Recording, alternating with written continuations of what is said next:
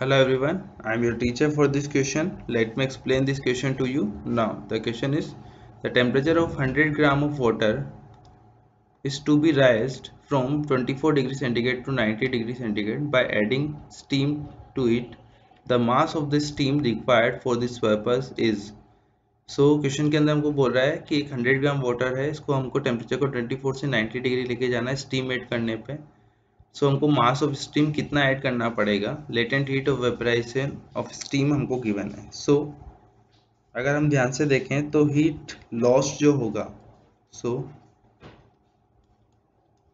Heat lost अगर देखें तो this equals to m into l plus m s delta t s of water and this is equals to 100 minus 90।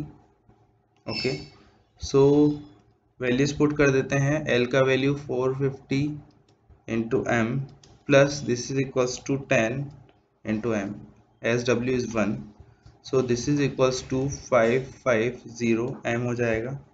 और heat gain जो होगा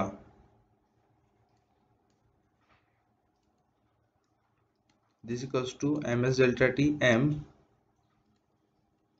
S delta T मतलब 90 minus 24। ठीक है, कितना हीट रिक्वायर्ड होगा वो इतना रिक्वायर्ड होगा। This is equals to 100 into 66। अच्छा, अब ध्यान से देखिए, हमने हीट लॉस निकाल लिया है, हीट गेन निकाल लिया है, और हीट लॉस और हीट गेन दोनों को क्या होना पड़ेगा, इक्वल होना पड़ेगा।